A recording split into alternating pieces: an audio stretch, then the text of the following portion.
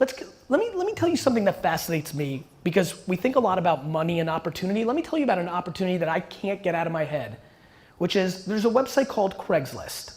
There's a section called free, where people list shit that they want to get rid of.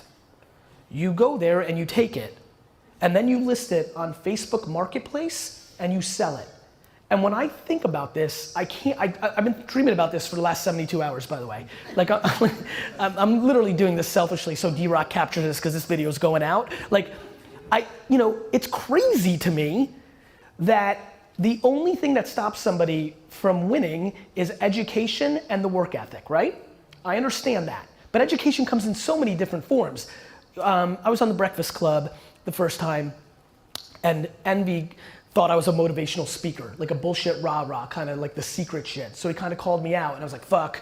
He's like, you're live on the radio. He's like, and he's like, give us something practical. Fuck this mindset shit, right? I'm like, okay, the mindset's the game, but fuck it, I'll give it to you.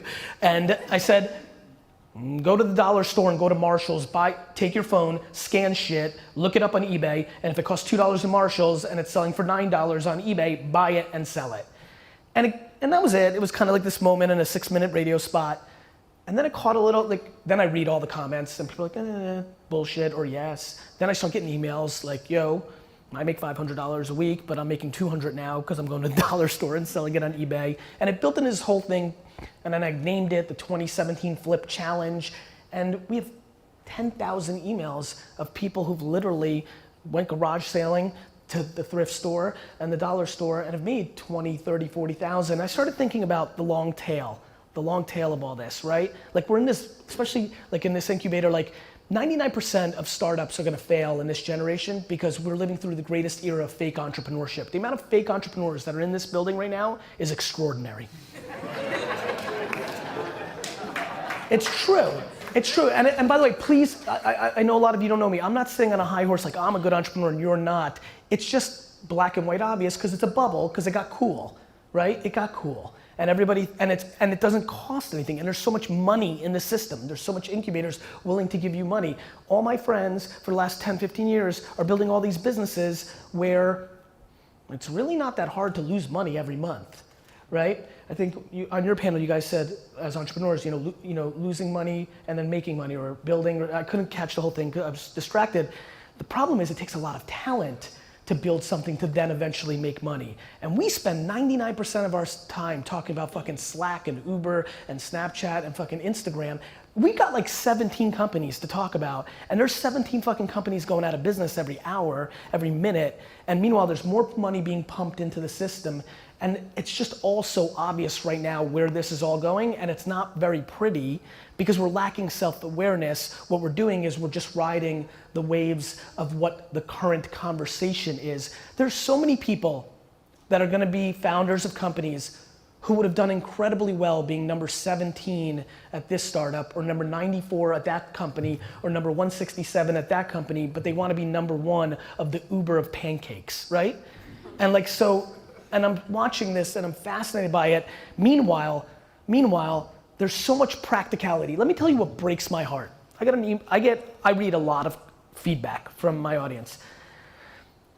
I've gotten 2 examples in the last 3 weeks of kids that were making money on retail arbitrage, right? So I think I brought up already the Craigslist to Facebook Marketplace. I think, no question, if you said to me, hey, this is a classroom of like 16-year-olds and they have to make money in the next 24 months or bad stuff happens. I only default into go buy shit and sell it and run the internet arbitrage.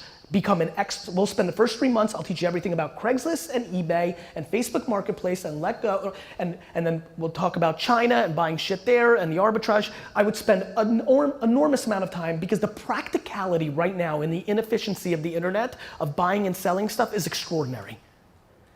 In the last 3 weeks, I've had these kids who have been following my content and they're like, Gary, I want to get your advice. And basically both narratives went the exact same way, which is, hey, I listened to you, I got good, I started buying stuff, then I hit it big. A bunch of people made a lot of money on the solar eclipse glasses.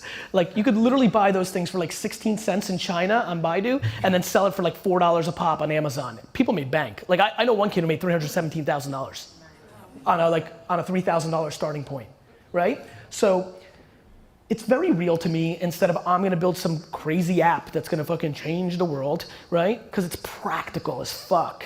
And both of them have made real money. One kid's made like 60,000 this year off of like $100 base, right? Like these are like real money. And both of them took it all and bought crypto. Yes. Yes. And by the way, I believe in blockchain as a technology out my ass. The part of the story he doesn't know is they bought at 17,000, right? And they bought at 17,000 because they read 400 articles that said it was gonna be 34,000. And by the way, Bitcoin could be 400,000. I'm not sure. I don't know. Here's what I'm disappointed in. Short-term thinking. When he goes, who? I'm not mad at him. I'm like, listen, maybe long-term. Like, I don't know if anybody's money situation. Let me give you something that will really work for you. If you don't have to take it out of Wall Street, put your money into Facebook and Amazon, and I promise you, unless America melts over the next 7 to 10 years, you'll do well.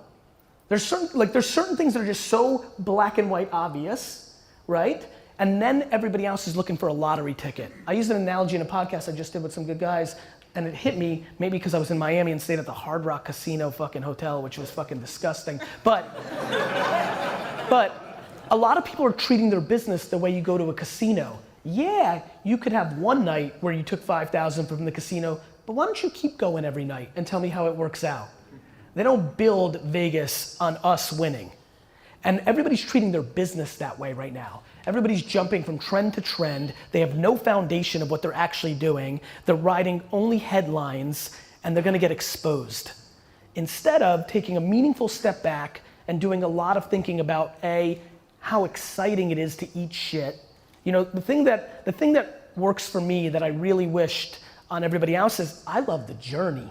I love the game. I love the struggle. Do you know why I keep doing new things? Because I like when people clown on me. You know why I came out with a sneaker, my own sneaker, especially growing up in that era? Because I knew people were gonna shit on me thinking I had too big of an ego and audacity, and I knew people didn't think it was gonna work. And that's why I did it, because I wanted that struggle. And then the high of outselling Future and Weekends sneakers combined, that high is the greatest, and the low, that's my L. When you love the game that you're in, you win either way. You either win and you get to talk shit, or you lose and your boys get to talk shit and you laugh along with them.